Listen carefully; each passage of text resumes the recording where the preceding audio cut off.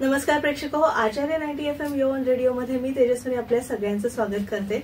नेहमीप्रमाणेच दर महिन्याला किंवा काही आपण कार्यक्रम घेतो आणि त्याचप्रमाणे डोंबिवलीमध्ये ब्राह्मण समाज एकत्रीकरण करण्यासाठी ब्राह्मण महासंघ कार्यरत आहे आणि या कार्यक्रमासाठी आचार्य 90 FMचं मीडिया पार्टनरशिप आहे आणि हाच आजचा ह्या महिन्यातला जो कार्यक्रम आहे तो 30 जूनला म्हणजे येत्या रविवारी होणार आहे आणि संध्याकाळी 5:30 वाजता ज्ञानेश्वर मंगल कार्यालय महात्मा फुले रोड डोंबिवली पश्चिम इथे हा कार्यक्रम होणार आहे। कार्यक्रमाचा विषय आहे आचार विचार आणि संस्कार आणि प्रमुख वक्ते आहेत श्रीयुत दिलीप गोडसे गुरुजी।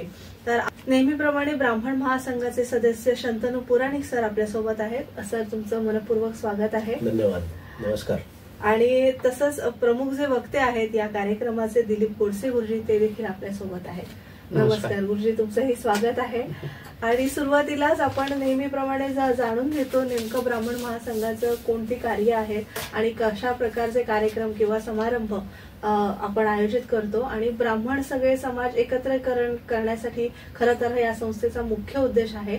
तर त्या दृष्टीने संक्षिप्त माहिती आपल्याला शंतनू सर करून देत आहेत। धन्यवाद तेजस्वी। ब्राह्मण महासंघ डोंबिवली ही संस्था स्थापन 1993-94 ला झालेली आहे आणि या संस्थेमध्ये डोंबिवलीतले ज्या निरनिराळ्या ब्राह्मणांच्या शाखा आहेत म्हणजे ब्राह्मण सभा एक डोंबिवली जी आहे ती संस्था आहे, ती चित्तपावन ब्राह्मण संघ त्यांची एक संस्था आहे, कराडे ब्राह्मण सेवा मंडळ डोंबिवली त्यांची पण एक संस्था आहे, देशस्थ ऋग्वेदी ब्राह्मण संघ आहे, शुक्ल यजुर्वेदीय मध्यंदिन ब्राह्मण सभा आहे आणि देवरुखे ब्राह्मण संघ आहे आणि काणवा परिषद आहे याच्यामध्ये। म्हणजे ह्या साधारण मराठी ब्राह्मणांमधल्या या सर्व मुख्य शाखा आहेत आणि त्यांचा मिळून त्यांचे सर्व प्रतिनिधी मिळून हा ब्राह्मण महासंघ तयार झालेला आहे। या ब्राह्मण महासंघाचे आत्ताचे अध्यक्ष आहेत मानस पिंगळे आणि ह्या ब्राह्मण महासंघामध्ये प्रत्येक संस्थेचे 3-3 प्रतिनिधी जे कार्यकारी मंडळावर त्यांच्या निवडून आलेले असतात ते प्रतिनिधी म्हणून इकडे येतात आणि ते आम्ही काम करतो आणि अशा कामांच्या पद्धतीमध्ये ब्राह्मण महासंघाकडून 1993 पासूनच चांगले उपक्रम बरेच उपक्रम राबवले गेलेले आहेत। मोठे मोठे वक्ते त्याच्यानंतर समाजातले डिग्नेटरीज आपल्या ब्राह्मण महासंघाच्या कार्यक्रमाला येऊन गेलेले आहेत। सध्या ब्राह्मण महासंघाचे कार्यक्रम म्हणजे आता महिलांसाठी महिला दिन म्हणा, भोंडला म्हणा, मकर संक्रांत म्हणा, हे जे महिलांसाठी राखीव आणि महिला एकत्रीकरण याच्यासाठी जे सक्षमीकरण आणि याच्यासाठी जे उपक्रम आहे ते राबवतो आपण। महिला सक्षमीकरणासाठी जे विविध व्याख्याते येतात त्यांच्यासाठी सुद्धा आपण महिलांसाठी हे वेगळे कार्यक्रम करतो। धार्मिक कार्यक्रमांबरोबरच सक्षमीकरण किंवा त्यांना काय वकिली सल्ले म्हणा किंवा कशा पद्धतीने समाजात हे प्रबोधन करणे किंवा समाजात आज काय महिलांची परिस्थिती आहे की त्यांच्यावर काय अत्याचार किंवा काय होत आहेत त्याच्यापासून त्यांचं निवारण कसं यासंबंधी। त्याच्यानंतर मग एक ज्वलंत मुद्दा असा आहे की नवीन एज्युकेशन पॉलिसी येते सरकारची, त्या सरकारच्या पॉलिसीवर सुद्धा 2 चर्चासत्र आम्ही तिथे अरेंज केले होते ब्राह्मण सभेमध्ये। त्यावेळेलाही डॉक्टर विनय भोळे आणि असे चांगले वक्ते बोलवले होते आणि त्यांचं 1-1-1.5 तासाचं व्यवस्थित लेक्चर झालं। त्यांनी समजावून सांगितलं की आत्ताची जी काय नवीन येऊ घातलेली शैक्षणिक काय धोरण आहे सरकारचं ते, त्याच्यानंतर ब्राह्मण उद्योजक म्हणा किंवा मराठी उद्योजकांच्या ज्यांचे काही म्हणजे स्वयंरोजगारीचे व्यवसाय आहेत त्यांच्यासाठी ग्राहकपेठ आपण अरेंज करतो। कमीत कमी दरामध्ये चांगल्या लोकेशनला 3 दिवसाची ग्राहकपेठ अरेंज करतो। त्यांच्याकडून म्हणजे जेवढं ऑप्टिमम शुल्क आहे ना नफा ना तोटा तत्वावर त्यांना करून त्यांना एक व्यासपीठ उपलब्ध करून देतो। त्याला सुद्धा आमच्या चांगला प्रतिसाद मिळालेला आहे। गणपती किंवा आपण दिवाळीच्या आधी अशा ग्राहकपेठा होतात त्यावेळेला पण असतो। त्याच्यानंतर आपण श्रावणी पण करतो। श्रावणी तर आता असं आहे की श्रावणी बऱ्याच शाखा त्यांच्या स्वतंत्र करतात, परंतु ब्राह्मण महासंघानेच मागच्या वर्षापासून हा उपक्रम सुरू केलेला आहे की एक सामुदायिक म्हणजे वेगळ्या वेगळ्या शाखांची होईल पण ती एकाच वास्तूमध्ये होईल। 3 हॉलमध्ये 3 वेगळ्या वेगळ्या श्रावणी होतात आणि शाखापरत्वे लोक म्हणजे शाखापरत्वे तिथे ब्राह्मण समाजाचे आपले समाज बांधव जाऊन श्रावणी करतात आणि त्याला मागच्या वेळेला आमच्या चांगला उत्तम भरघोस प्रतिसाद मिळाला होता. आणि आता 9 ऑगस्टला येत्या 9 ऑगस्टला अशी श्रावणी कराडे ब्राह्मण सेवा मंडळ टिळकनगर डोंबिवली इथे सकाळी 6:30 ते 7 दरम्यान ती सुरू होईल. कारण त्याला वेळ लागतो. त्याच्यामुळे जर कोणाला नावं नोंदवायची असतील तर आत्तापासूनच त्यांनी त्यांच्या संस्थेमध्ये नावं नोंदवायची आहेत श्रावणी करता. 9 ऑगस्टला ही श्रावणी आहे. त्याच्यानंतर महासंघाने आता एक दत्तक योजना चालू केलेली आहे. म्हणजे समाजातल्या निराधार म्हणजे किंवा अशी जोडपं आहे की त्यांना काही मुलं बाळच नाही आहे कोणी आणि निराधार आहे, त्यांना काही म्हणजे उत्पन्नाचं साधन नाही, अशांसाठी सुद्धा आपण काही आर्थिक मदत देता येते का किंवा वस्तुरूपी मदत देता येते का किंवा औषधं देता येतात का त्यांना, ह्या पद्धतीची अशी करून आता सध्या प्रायोगिक तत्वावर 3 असे आम्ही हे घेतलेले आहेत. ते 3 लोकांना आम्ही मदत देतोय. त्याच्यानंतर आता हे आणखीन कल्याण आणि डोंबिवलीचे ब्राह्मण एकत्रीकरण याच्या दृष्टीने एक पहिलं पाऊल म्हणून कल्याणचे ऋग्वेदी ब्राह्मण महासंघ आणि ब्राह्मण महासंघ डोंबिवली यांच्या संयुक्त विद्यमाने संभवामी युगे युगे अशी एक 3 दिवसीय व्याख्यानमाला आपण घेतली.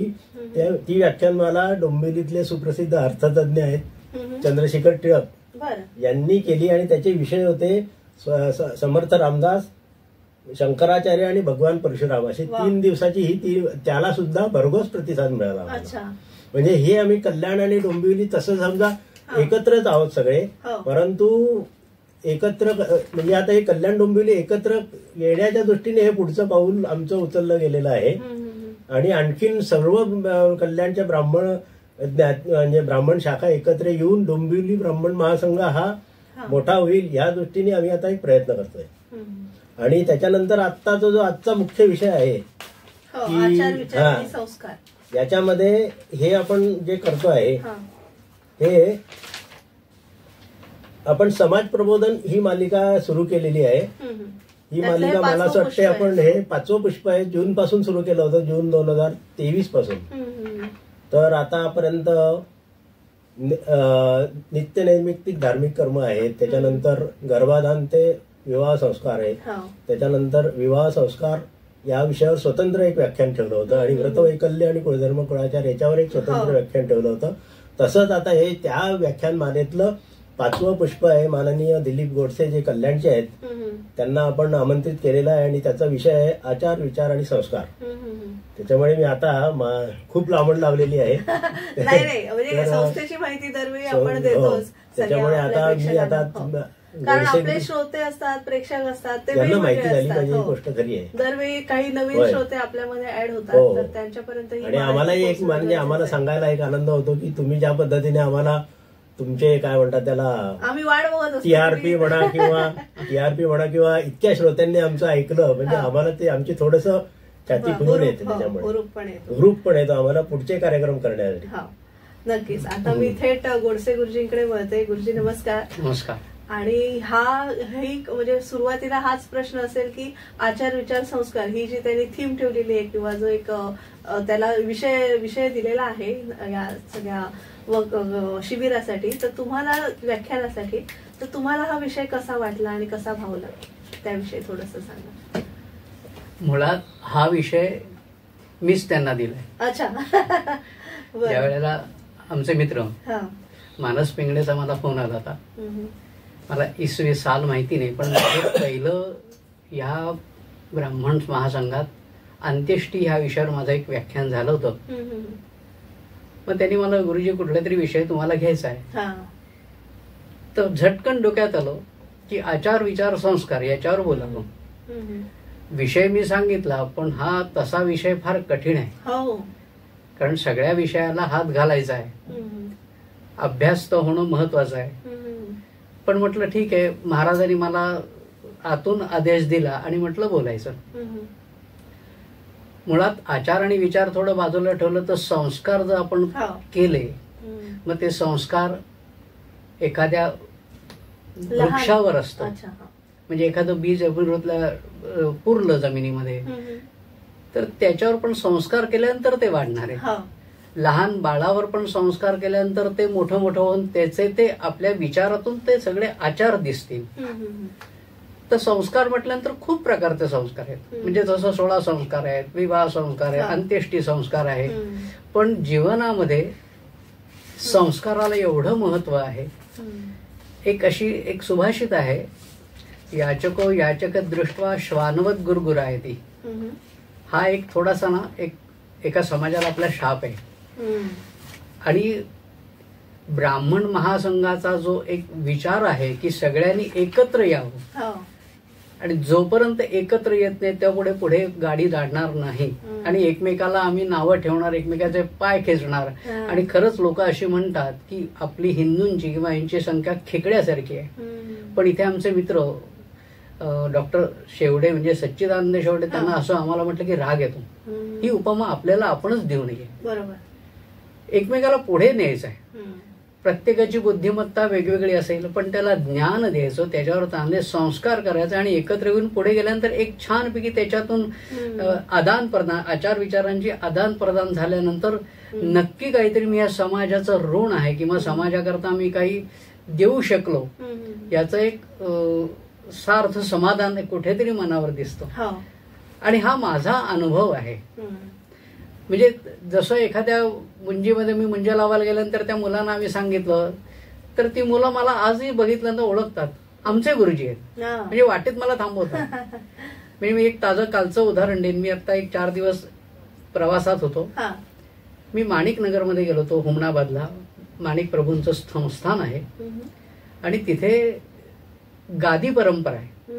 आज त्या गादीवर परंपरेने 7वा पुरुष तिथे म्हणजे ज्ञानराज माणिक प्रभू तिथे गादीवर बसलेले आहेत. मोठी पाठशाळा आहे. 60 विद्यार्थी म्हणजे वयवर्ष 7व्या वर्षापासून ते जवळजवळ 17-18 वर्ष मुलं आहेत.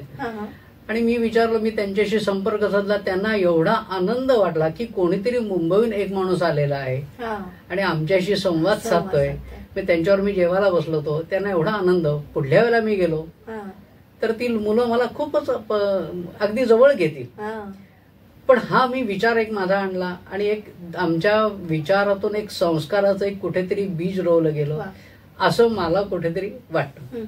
आणि तुम्हाला नक्की सांगायला आवडेल, सच्चिदानंद शेवडे गुरुजी आपल्या इथे पण आले होते आणि दरवेळी त्यांचं मार्गदर्शन आम्हा सगळ्यांनाच लाभत असतं. एक छोटीशी विश्रांती घेऊया आणि या विषयावर आपण नक्कीच बोलूया. प्रेक्षक हो, आज आपण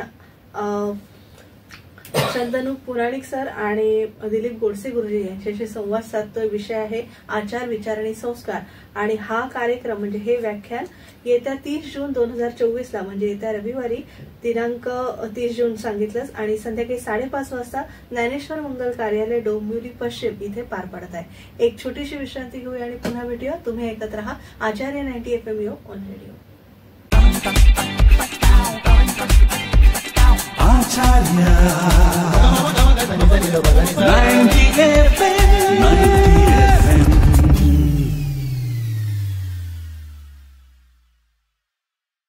विश्रांतीनंतर तुम्हा सगळ्यांचं पुन्हा एकदा स्वागत. तुम्ही ऐकत आहात आचार्य 90 FM यो ऑन रेडिओ.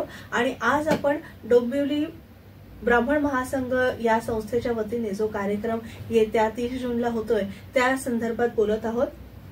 कार्यक्रमाचं नाव म्हणजे अर्थात व्याख्यानाचा विषय आहे आचार विचार आणि संस्कार. आणि आपल्याला याविषयी मार्गदर्शन करणार आहेत दिलीप गोडसे गुरुजी. गुरुजी, मला असं सांगा की ह्याला वयोमर्यादा म्हणजे संस्कार सगळ्यांनाच खरं तर गरजेचे आहेत, लहान मुलांपासून ज्येष्ठांपर्यंत. तर ह्या व्याख्यानासाठी कुठला वयोगट येणार आहे? याला वयाची मर्यादा नाही. अच्छा. पण मी असं म्हणेन की आम्ही लहानांवर पहिले संस्कार करावे. पण लहान मुलं मोठ्यांचं अनुकरण करतात. म्हणजे की पालकांवर पहिले संस्कार होणे महत्वाचे आहे. म्हणजे मध्यंतरी मी ह्या विषयावर अभ्यास करताना चंद्रशेखर टिळकांचा माझा संवाद झाला होता. मला त्यांनी एक छोटं मार्मिक उदाहरण दिलं. एखादी व्यक्ती जर काही अभक्ष भक्षण किंवा अन्य काही करून तर ती आपल्या ब्राह्मणाच्या घरामध्ये येत नाही, ती बाहेर थांबते. आणि मला ते पटलं की त्याच्यावर एक संस्कार आहे की मी तुमच्या घरामध्ये अशा परिस्थितीत येणार नाही. मी ज्या वेळेला शुद्ध असेल, मी स्थिर सावर असेल, म्हणजे तर मी तुमच्या घरा. आणि तशी ती व्यक्ती त्यांनी मला उदाहरण दिलं आणि खरं आहे. आज मोठी माणसं जसं अनुकरण करतात तशी लहान मुलं करतात. मोठ्याने जर अपशब्द वापरला तर लहान मुलं ते करतात. म्हणून संस्कारांची गरज सगळ्या घटकातल्या सगळ्या माणसांना आहे. म्हणजे घटकांपेक्षा प्राणी मात्रांवर पण आहे, असं माझं ठाम मत आहे. नेमक्या कोणत्या संस्कारांची शिकवण तुम्ही या व्याख्यानाच्या माध्यमातून देणार आहात? ह्याच्यावर एकच उदाहरण की समर्थांचं मनाचे श्लोक. मी अभ्यास करत असताना, वाचन करत असताना वरदानंद भारतींचं मनोबोध हे ज्या वेळेला माझ्या हातात त्यांचं पुस्तक आलं आणि 2 श्लोक म्हटल्यानंतर सगळं डोक्यावरून जायला लागलं. कारण सुरुवात गणाधीश जो आणि मनासज्जना आहेत, खूप पुढे काही आहे. पण वरदानंद भारतीने म्हणजे आप्पांनी इतकं मार्मिक त्याच्यावर लिहून ठेवलेलं आहे आणि त्याचा मला प्रचंड फायदा म्हणजे हे बोलताना होत आहे. प्रचंड त्याच्यामध्ये लिहिलेलं आहे आणि त्याची आज गरज आहे. म्हणजे नुसतं मनोबत नसून की दासबोध हा जो समर्थांनी लिहिलेला आहे आणि त्याच्यात सगळ्या गोष्टी त्यांनी मांडलेल्या आहेत. म्हणजे त्याचाच फायदा खूप लोक होणार. उदाहरणादाखल तुम्ही एखादा श्लोक घेऊन त्याचं थोडंसं निरूपण करू शकाल? आता सारण मना सज्जना भक्तिपंथेची जावे तरी श्रीहरी पावित होती स्वभावे. म्हणजे समर्थ त्या मनाला सज्जन म्हणतात की हे मना तू सज्जन आहेस. तू त्या श्रीहरीला सोडू नकोस, त्याला वंदन कर, त्याचं पूजन कर आणि निंद्य कर्म असेल, जे वाईट कर्म असेल ते सोडून दे. पण हे समर्थ असं पण एका ठिकाणी असं म्हणतात की सगळं तू कर, पण नुसतंच त्या ह्याच्यामध्ये राहू नकोस. तू तेवढा सक्षम पण राहा की वेळ पडली तर तू दंडभेद करण्याकरता पण उभा राहा. नाही तर आम्ही सांगितलं नुसतं हात जोडलं की नाही मी ज्यांनी ये निंद्य ते सोडून ये वंद्य. वंदावी पावले मान्य आहे, पण जिथे जिथे असेल तर तिथे तुम्ही त्याचं सक्षम उभे राहा. आणि ह्या समर्थांचा श्लोक जो आम्ही घेतलाय म्हणजे मी निरूपणाकरता मांडणार आहे तो तर पहिलाच आहे. पण समर्थांच्या या श्लोकाची 2 अंग आहेत आणि हे जे संस्कार आपल्या मुलांवर, आपल्या पिढीवर घडले. जसं मुंजीत आम्ही सांगतो की त्याला दंड प्रदान दिल्यानंतर आम्ही मंत्र म्हणतो अदांतम दमयित्वा माम मार्गे संस्थापयम स्वयं. म्हणजे मी तुला दंड दिलाय हा स्वरक्षणाकरता आणि सगळ्यांचं रक्षण करण्याकरता तो वापरायचा आहे, उगाच मारायचं नाहीये. पण वेळ प्रसंगी तो दंड चालवता पण आला पाहिजे. हा एक प्रामुख्याने आणि हा संस्कार ह्या श्लोकातून पूर्णतः जाऊ शकतो असं मत आहे. आणि आचार विचार, कारण आपण जर म्हटलं की कधी कधी असं होतं की आपल्या मनात खूप विचार येतात पण ते प्रत्यक्ष कृती त्या विचारांची होत नाही. तर यासाठी सगळे तरुण वर्ग किंवा सगळ्याच मंडळींनी काय केलं पाहिजे? त्याच्यात एक असं आहे की एखादी गोष्ट सांगितली ना की मनुष्य लगेच थोडासा तो उत्सुक असतो. मी कालचं एक तुम्हाला ताजं उदाहरण, आम्ही सोलापूरमध्ये होतो आणि शिवपुरी म्हणजे अक्कलकोटचे गजानन महाराज त्यांनी अग्निहोत्र सुरू केलेलं आहे. प्रचंड ऊर्जा त्यांच्या याच्यामध्ये आहे. तर तिथे त्यांनी ते पिरॅमिड सारखं ते आहे. म्हणजे त्याचं मी एक उदाहरण देतो. खूप अशा काही गोष्टी आहेत की अमुक एक तुम्हाला सांगितलं नाही तुम्ही अमुक करा. लोक लगेच एक हिरहिरीने करतात. थोडंसं योगा म्हटलं की मग त्याला ते सगळं तो साहित्य पाहिजे, कॉस्ट्युम पाहिजे, मग ते मला मॅट पाहिजे, मला हे पाहिजे. ती सुरुवात होते. ती सुरुवातीच्या काळामध्ये चांगली असते. काही दिवस, काही महिने, 6 महिने त्याच्यानंतर तो विषय सगळा बारगळतो. म्हणजे ही जी माणसं, ही जी मुलं आहेत ही विचार करताना की मी शेवटपर्यंत त्याच्यामध्ये सातत्य ठेवलं, तो विचार मनाशी धरला. जसं मी करत असताना नाही, माझं आचरण काय, मला पहिले संध्या करायचे, माझं तो विचार माझा पहिला आहे, माझं उपासना करायचे, मग मी माझ्या कामात राहीन. पण त्याच्याशी आणि याच्याशी कुठेही दिशाभूल न होता ते कर्म सोडून द्यायचो आणि भलत्याच्या मागे लागायचो. आणि ते विचाराची सांगड तो अजून त्यांचा बेस म्हणा किंवा त्यांची बैठक नसल्यामुळे तो विचाराची प्रगल्भता त्यांच्या डोक्यात अजून येत नाहीत. आणि ते नाही आल्यामुळे त्यांच्या आचारातून म्हणजे त्यांच्या दिसण्यातून, त्यांच्या वागण्यातून, त्यांच्या बोलण्यातून ते दिसत नाही. म्हणून पहिले विचार हा नक्की पाहिजे. म्हणजे तुमचा गाभा जसं आपण भूमिकेमध्ये बैठक पाहिजे, समीकरण तुमचं एकदा सगळं फॉर्म्युला तयार असेल ना तर तुम्हाला कसलीही अडचण नाही. म्हणजे हा विचार नक्कीच. आणि आचार म्हणाल तर अगदी घरापासून आचार आपला सुरू होतो, तो अगदी ऑफिस मॅनर्स. आता मोठे मोठे शब्द म्हणजे इंग्लिश आपण बोललो की ते मोठे शब्द वाटतात, तर ऑफिस मॅनरिझम मध्ये सुद्धा आचाराला महत्व आहे. तर त्याविषयी थोडंसं तुम्ही मार्गदर्शन करा. आता ऑफिस म्हटलं की तसं काय माझा संपर्क तसा काहीच नाही, पण त्याला आपण इंग्रजीमध्ये प्रोटोकॉल म्हणतो. काही ठिकाणी तसं समर्थाने दासबोधामध्ये सांगितलेलं की तिथे गेल्यानंतर तुम्ही कसं राहिलं पाहिजे, तुमचं वर्तन कसं पाहिजे हे तुमच्या आचारातून दिसलं तर तुम्हाला कसलीही अडचण येत नाहीत. माझंच उदाहरण मी देईन की मी कुठेही जाऊ काम करता, पण माझं कपाळी माझं भस्म कुंकू असल्यानंतर समोर व्यक्ती बघते ना ही वेगळी व्यक्ती आहे, हा वेगळा माणूस आहे. त्याच्यात अजून उदाहरण की आमच्याकडे गणपती विसर्जनाला न्यायची आजही परंपरा पगडी घालून आहे, परंपरागत आहे. थोडस विषय असा करेन की माझा व्यवसाय पौरोहित्याचा हा परंपरागत आहे आणि उपव्यवसाय एक मी मूर्तिकार आहे. आणि गेले 130 वर्ष माझा कारखाना चालू आहे. माझे पणजोबा उत्तम मूर्तिकार होते, आजोबा वडील मी सातत्यानं हे चालू आहे, चौथी पिढी चालू आहे. त्यामुळे आम्ही पगडी घातल्यानंतर बाहेर पडल्यानंतर लोक नाही गोडशांचा मानाचा गणपती आहे. म्हणजे तिथे पोलीस कमिशनर असला तरी तो उभा राहतो 2 सेकंद, काय असेल ते नमस्कार नाही करणार, पण तो एक मान झुकवणार, डोळ्याने तरी हे करणार नाही. ह्या माणसाकडे आचार चांगले आहेत, ह्या माणसाकडे माझ्याकडे सेल्फी काढतात, मी अनुभव घेतलाय. आणि मग शेवटी विचार मनात येतो की मी खरंच एवढा मोठा आहे का. पण हे आमच्या वागण्यातून, आमच्या आचारातून आणि हे जे नियम, हे जे प्रोटोकॉल आम्ही जर पाळले की तुम्ही दुसऱ्याशी कशा पद्धतीने संभाषण करा, किती वेळ बसा, काम झाल्यानंतर तुम्ही लगेच तुमची स्थान सोडून तुम्ही बाहेर पडा, घोटाळत राहू नका, हे जे चांगले आचार असेल ना तर मनुष्य नक्की पुढे जाईल. आणि तो त्याच्यामध्ये तो काय आपण त्याला एक मला पटकन विषय गेला डोक्यात आठवण विसरलं, पण तो पुढे जाईल. हे आचार चांगले पाहिजेत. आता थोडंसं आई वडिलांच्या दृष्टीने मी म्हणेन की त्यांचं असं म्हणणं असतं की आम्ही आता मोठे झालेलो आहोत, आम्ही सगळ्या म्हणजे आमच्याकडे सगळे आचार विचार आमचे उत्तम आहेत, आम्हाला हे संस्कारांची काय गरज आहे, असं जनरली थोडं म्हणजे आपल्या पिढीच्या लोकांचं असतं. म्हणजे आमच्या मुलांना खरं तर तुम्ही संस्कारित केलं पाहिजे असं ते त्या दृष्टीने ते आग्रही असतात. तर त्याविषयी त्यांनाही खरं पालकांना देखील मार्गदर्शनाची गरज आहे.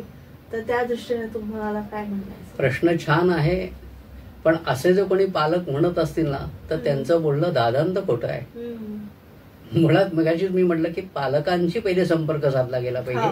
म्हणजे मी मुंज ज्या वेळेला होते उपनयन संस्कार त्यामुळे मी पालकांशी भेटतो की तुम्ही संध्या करायला लागा, तुम्हाला येत नाही ना हरकत नाही, नाटक तर करायला काय हरकत आहे, तामणपळी म्हणलं घ्या, काहीतरी पुटपुटा, तुम्ही केलं की लहान मुलं बसणार आहेत, म्हणजे त्या मुलाला घेऊन बसा.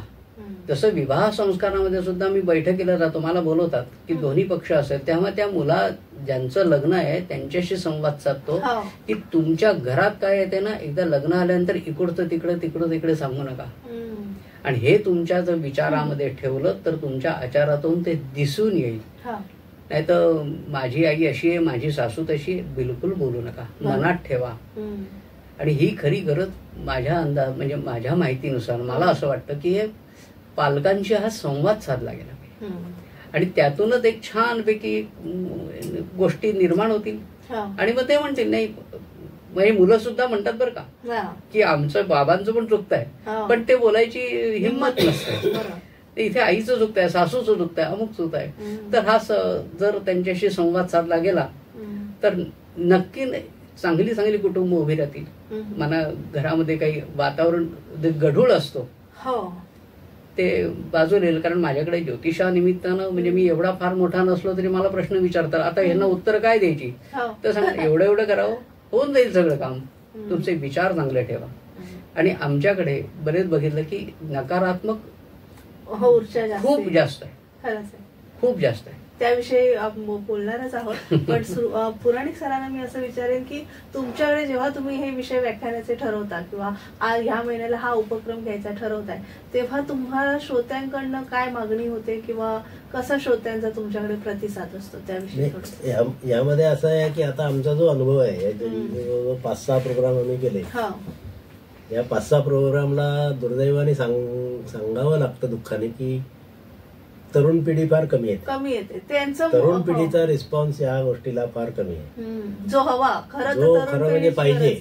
आता मी मागच्या वेळेला जे चंद्रशेखर टिळकांचं जेव्हा व्याख्यान झालं तेव्हा त्यांनी सांगितलं होतं की शिवाजी जन्माला यावा असं प्रत्येकाला वाटतं, परंतु माझ्या घरात नको यायला.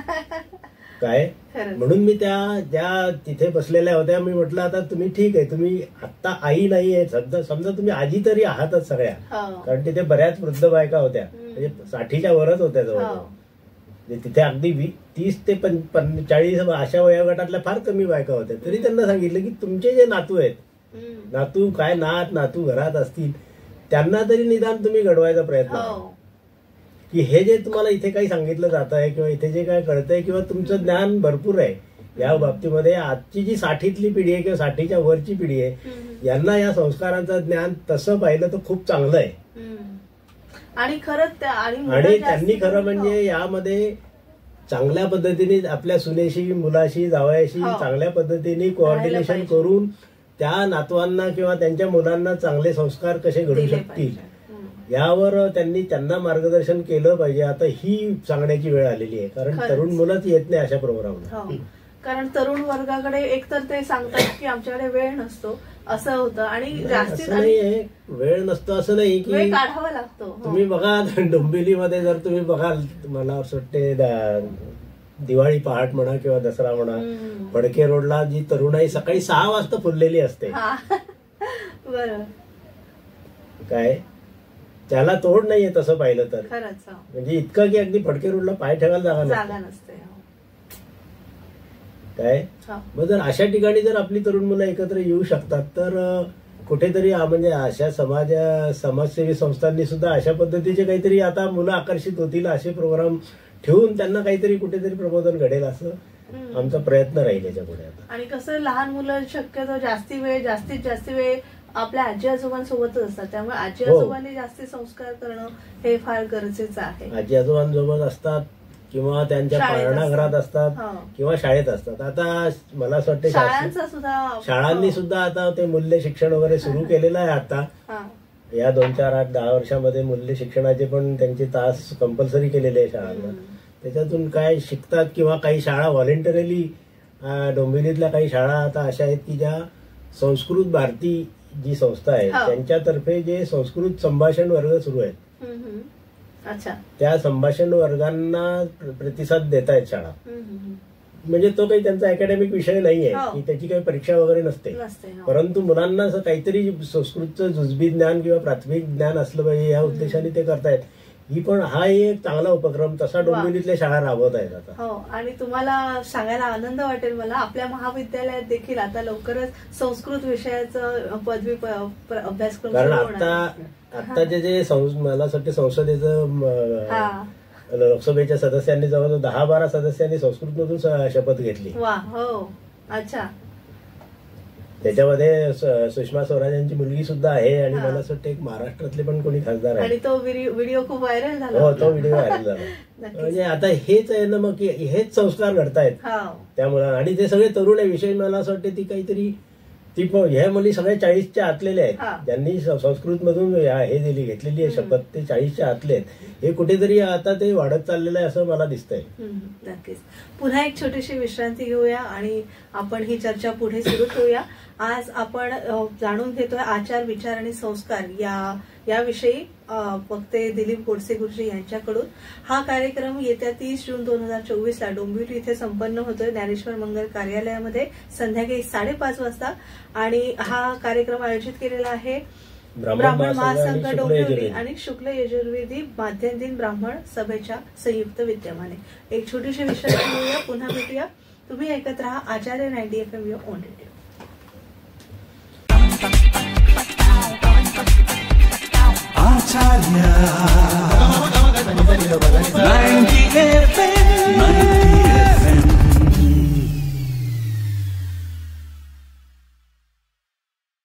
विश्रांतीनंतर तुम्हा सगळ्यांचं पुन्हा एकदा स्वागत. आपण ऐकत आहात आचार्य 90 FM ऑन रेडिओ आणि आपण आज चर्चा करतोय आचार, विचार, संस्कार याविषयी. गुरुजी, आता खरं तर हा समाज प्रबोधनाचा कार्यक्रम आहे, डोळ्यात अंजन घालणारा कार्यक्रम आहे, पण तरी सुद्धा समाजाच्या दृष्टीने पाहिलं तर आता सगळीकडे चालू आहे हिंदूंनो संघटित व्हा, एकत्रित व्हा, हे सगळं चालू आहे. पण आपल्याच धर्माचा किंवा आपल्या ज्या सगळ्या रूढी परंपरा आहेत त्याचा तेवढा सखोल विचार होत नाही, त्याला तेवढं गांभीर्याने आपणच ब्राह्मण किंवा हिंदू लोक घेत नाही आहोत, असं कुठेतरी समाजात चित्र आहे. तर तुम्ही या चित्राकडे किंवा समाजाकडे कसं पाहता?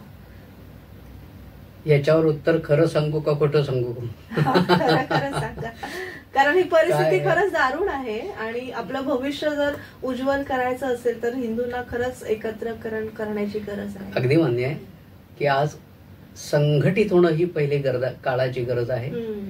जागं व्हायला पाहिजे. आज आपला वर्ग म्हणजे हिंदू, ब्राह्मण असा नाही, हिंदू वर्ग, की हा आपलं सोडून दुसऱ्याचं अनुकरण करायला लागलेलं आहे. म्हणजे अगदी वेशभूषेपासून, केशभूषेपासून, राहणीमानापासून, खाद्य, म्हणजे सगळ्या गोष्टी आहेत त्याच्यात. तसं मगाशी पुराणिक सर असं म्हणाले ना की म्हणजे तुम्ही विचारलं वेळ, तर लोक म्हणतात वेळ नाही. माझे वडील याच्यावर म्हणत वेळ नाही, हे खोट आहे. वेळ काढला की सगळं काही जमतं. म्हणजे आम्ही त्यांच्याबरोबर गणपती करत असताना शिकलोय, वेळ प्रसंगी आम्ही खूप मार खाल्लाय. पण आज मी माझ्या वयाची 60 अजून व्हायची, पण जवळ आल्यानंतर कळतं नाही अजून मला खूप काही शिकायला पाहिजे. आणि त्यांचा जो धाक होता, त्यांचे संस्कार होते आणि ते आमच्या विचारातून पुढे आले आणि लोक आमचं अनुकरण चांगल्या पद्धतीने करतायत. बरीचशी कारणे अशी आहेत की त्याला जबाबदार समाज जो बिघडतोय की त्याला दोषी काही ठिकाणी आपण पण आहोत. ह्याचा विचार थोडा गांभीर्याने केला जात नाहीये. थोडं अगदी उदाहरण द्यायचं असेल तर काही ठिकाणी गेल्यानंतर तिथे जसा नियम असेल, म्हणजे जसा ड्रेस असेल तसं घालून तुम्ही तिथे या. पण आम्ही तिथे आपल्या देव दर्शनाकरता आमची मुलं, पुढली पिढी, तरुण पिढी नको ते कपडे घालून तिथे येते. म्हणजे आम्ही आज व्यवसायाने खूप ठिकाणी जातो तर आमची नजर खाली जाते आणि आम्हालाच ते नको वाटतं. ही भयानक परिस्थिती आहे.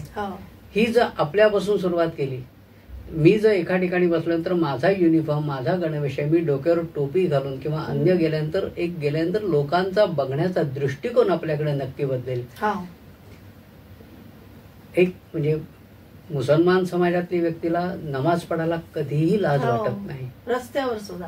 म्हणजे ते त्यांचं ठरलेलं आहे तिथे. आणि आमच्याकडे जर आमच्या मुलांना सांगितलं की अमुक कर, ते काहीही करत नाहीत. तसं यांनी मगाशी पुराणिक सरांना सांगितलं की पाडवा, दिवाळी पहाट याच्याकरता तुम्ही पहाटे पासून सगळेजण एकत्रीकरण, ती मुलं मुली एकत्र असतात आणि त्याच्यामध्ये ना एक विकृती कुठेतरी मला दिसते. आणि ती विकृती जर बंद करायची असेल तर ह्यांनी थोडंसं हे बंद केलं, पण आपण कोणाला अडवू शकत नाही.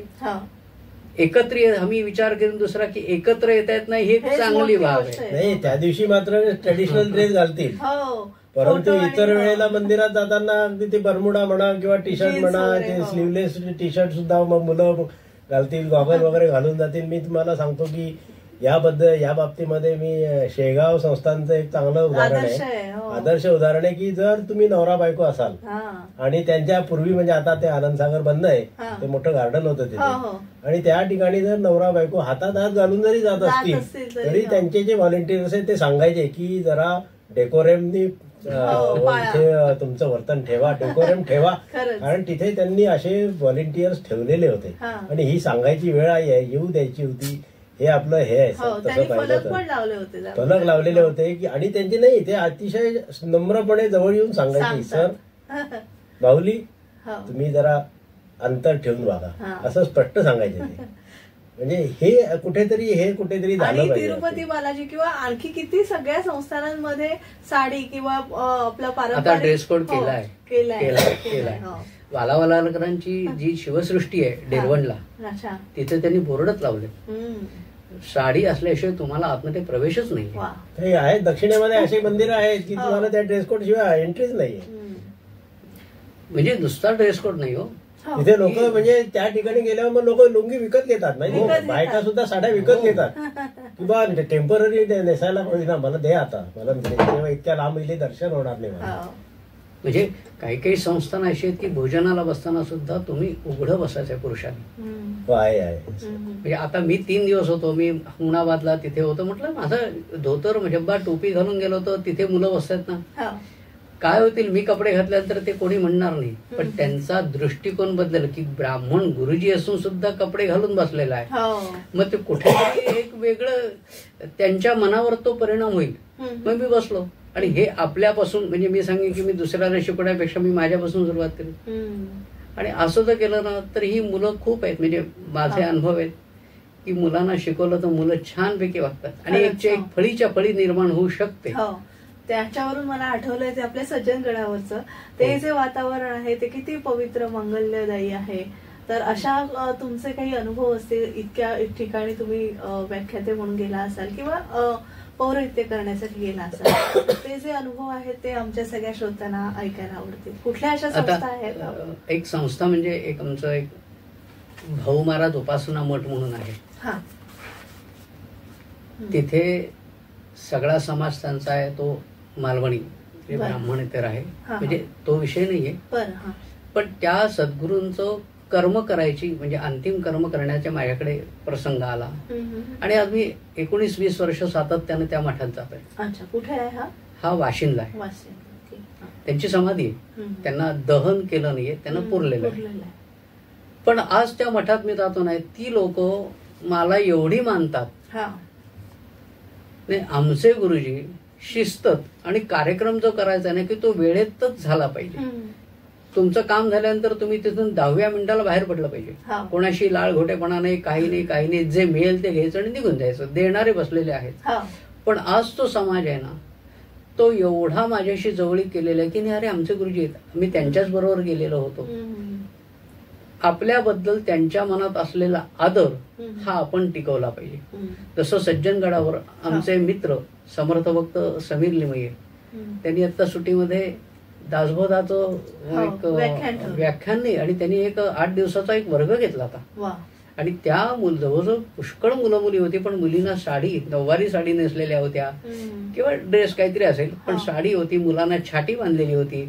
आणि अशी मुलं दासबोध, सवया, करुणाष्टक, मनाचे श्लोक सकाळपासून संध्याकाळपर्यंत त्यांचे ते कार्यक्रम त्याच्यामध्ये हिरहिरीने भाग घेत होते. आणि नंतर आज ती मुलं गेल्यानंतर म्हणतात नाही, ते मारुती स्तोत्र म्हटल्याशिवाय झोप नाही, मनाचे श्लोक म्हटल्याशिवाय, म्हणजे हा एक खूप त्यांनी ना एक क्रांती केली आहे. आणि समीर तर याच्यात मी कौतुक आहे.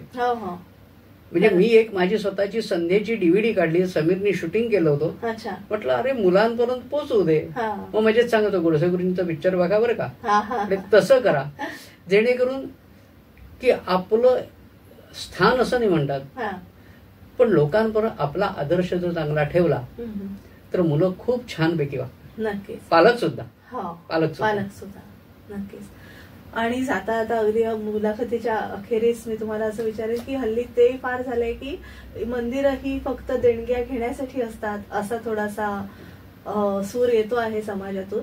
कारण मशीद आणि चर्चमध्ये असं देणग्या किंवा असं आपल्याला पाहत नाही, पण ह्या ज्या आपण कुठल्याही मंदिरात गेलो की तिथे दानपेटी आणि दानपेटीतली येणारी रक्कम आणि जे सगळा जो लिलाव होतो दागदागिन्यांचा, तोही फार यामुळे देखील आपल्या समाजावर फार टीका होते आहे, आपल्या रूढी परंपरा संस्कृतीवर टीका होते आहे. तर त्या दृष्टीने तुम्ही काय मार्गदर्शन कराल? हा फार थोडा भयानक प्रश्न आहे, पण ह्याला बहुतांशी 100% हे बरोबर आहे. माझं काय आहे ते मी माझ्या घरातच ठेवावं. म्हणतात त्याला आपण मराठी म्हणे झाकली मूठ सव्वा लाखाची. म्हणजे माझं काय असेल ते माझ्याकडे ठेवायचं. लोकांना तुम्ही उघडं करून दाखवू नका. मी आज 4 दिवस गाणगापूर, अक्कलकोट इकडे सगळीकडे तिथे होतो, दर्शन घेत होतो, फिरत होतो. आज काही काही ठिकाणं अशी आहेत ना की तिथे खूप काही मोठी प्रचंड ऊर्जा, ताकद तिथे त्या देवस्थानांमध्ये आहे. म्हणजे मी दुर्दैव असं म्हणेन, मी नावं नाही ठेवत कारण मला अधिकार नाही. मी एखाद्या गोष्टीला, एखाद्या व्यक्तीला दोष दिला तर 1 बोट केलं तर 3 बोट माझ्याकडे आहेत. पण तिथे सगळा ब्राह्मण वर्ग हा मोबाईलच्या अधीन गेलेला आहे. म्हणजे तो तिथे देवाच्या आतमध्ये गाभाऱ्यात तिथे बसला असला, तीर्थ एकात देणं पण एकातच मोबाईल, म्हणजे तो काय बघतोय मला माहिती नाही, काही घेणार, पण तिथे जर त्यांनी उपासना केली, अनुष्ठानं केली तर प्रचंड ऊर्जा निर्माण होऊ शकते. इतर येणारं संकट, अन्य अडचणी त्यात खूप दूर होऊ शकतील. आणि हे इथेच नाही, अखंड हिंदुस्थानामध्ये. आणि जर आपण ख्रिश्चनांचा आणि यांचा मदरसाचा विचार केला तर तिथे वेगळं शिक्षण दिलं जातं. त्याच्याकरता वेगळा एक वर्ग तयार केला जातो. पैसा त्यांना येत असतो, कुठून येतो तर सगळ्यांना बहुश्रुत आहे. पण असं सारखं तुम्ही देणगी द्या. आणि आमच्या मागे आम्ही भागवतातच जसं म्हटलं की ब्राह्मणाला शापच आहे, तो ब्राह्मणच राहणार, पुरोहित असं म्हटलं नाही, कारण तो तसाच राहणार. आणि तो मागे मागे लागतो. कारण मी बघितलं, काही नाही, मी नमस्कार केला, मला नाही पटलं, पण ह्याला आपण काहीही करू शकत नाही. याला करायचं असेल तर मी म्हणेन की उद्धरे आत्मान, म्हणजे स्वतःपासून पहिले विचार करा, तर कुठेतरी एक समाज चांगल्या येण्याचा यत्न होईल. आणि हा एक यज्ञ आहे. आणि हा यज्ञ ब्राह्मण महासंघ आणि शुक्ल यजुर्वेद माध्यान्ह ब्राह्मण सभा यांच्या संयुक्त विद्यमान जो करतोय, हा त्यांचा एक छोटासा खारीचा वाटा आहे. आणि त्यांनी मानस पिंगळे म्हणा की पुराणिक सर म्हणा, यांनी एक आमच्यासारख्यांना एक त्याच्यामध्ये एक संधी दिली. आम्ही त्यांचं करत म्हणजे आभार मानण्यावर ऋणी आहेत, मी असं म्हणेन. पण कुठेतरी एक सुरुवात आहे असं वाटतं, तर छानपैकी होईल. मी असं बदलेल आपण प्रयत्नशील राहूया. कारण कलियुगात एवढं हे आपण करतोय हेच फार नाही. याला कधीतरी आम्हाला यश येईल असं माझी काय म्हणतात त्याला इच्छा आहे. आणि आम्ही प्रामाणिकपणे प्रयत्न करतोय. त्याच्यानंतर काय हे सर्व ज्या काय या व्याख्यानमाला वगैरे करतो त्यामध्ये विनाशुल्क असतात, विनामूल्य असतात. त्याच्यामुळे हे आमचे खारीचे वाटे आहेत. आता याला यश यायलाच पाहिजे. खरं म्हणजे कधी ना कधी आपण यशस्वी होऊ अशी अपेक्षा करूया. म्हणजे आज मी निघताना सुद्धा माझ्याकडे महाराजांची उपासना आहे, अनुग्रह घेतल्या असल्यामुळं मी महाराजांच्या कानावर प्रत्येक गोष्ट घालतो. मला एक ती सवय आहे. म्हणजे काही चांगलं असेल वाईट असेल, मी आज अमुक केलं, तसं मी आज महाराजांशी बोललो की म्हटलं मी प्रवासातून आलोय पण आज इकडे जायचं आहे, हा विषय मांडायचा आहे. मला काय ते विचारतील माझ्या डोक्यात काही नाही, मी खरं आज दमलेलो आहे. पण म्हटलं नाही, मला ही म्हणाली नाही तुम्ही विश्रांती, म्हटलं नाही, मला गणपती होऊन कारखान्यात माझं काम राहिलेलं आहे. महाराजांच्या कानावर घातलं की जातोय. काय प्रश्न तुम्हीच मला एक क्वेश्चन करा आणि तुम्ही विषय उत्तर द्यायला सांगा मला. पण उपासना असल्यामुळं ना ती अडचण येत नाही. आणि खरंच महाराजांच्या आशीर्वादानं सगळ्या समाजाचं जनकल्याण व्हावं आणि त्यातून हा यांचा उपक्रम असाच पुढे चालू राहावा. हा जगन्नाथाचा रथ आहे आणि जेणेकरून त्याच्यातून नक्की काहीतरी एक चांगलं निर्माण होणार आहे अशी माझी अपेक्षा म्हणजे आमचा सगळ्यांचा विचार मानस आहे. नक्कीच. खूप खूप आभार आणि तुम्हा सगळ्या उपक्रमाला शुभेच्छा आहे. आणि नेहमीच आचार्य 90 FM तुमच्या सोबत असेल. आणि याच नोटवर आपण मुलाखतीचा शेवट करूया. पुन्हा एकदा प्रेक्षकांसाठी नम्र विनंती आहे, डोंबिवलीमध्ये येत्या 30 जून 2024 संध्याकाळी बरोबर 5:30 वाजता ज्ञानेश्वर मंगल कार्यालय, तळमजला, महात्मा फुले, डोंबिवली पश्चिम इथे हा कार्यक्रम होत आहे. कार्यक्रमाचा विषय आहे आचार, विचार आणि संस्कार आणि यावर मार्गदर्शन करणार आहे श्री दिलीप गोडसे गुरुजी. तर तेव्हा सगळ्यांना विनंती आहे, हा कार्यक्रम विनामूल्य आहे, तेव्हा जास्तीत जास्त प्रेक्षकांनी याचा लाभ घ्यायचा आहे. आणि हा ब्राह्मण महासंघ डोंबिवली आणि शुक्ल यजुर्वेदीय माध्यमदिन ब्राह्मण सभेच्या संयुक्त विद्यमाने हा कार्यक्रम पार पडत आहे. तर शंतनू पुराणिक सर तुम्ही आज इथे आलात आणि गोडसे गुरुजी तुम्ही इथे आलात, त्याबद्दल मनपूर्वक आभार. धन्यवाद. आचार्य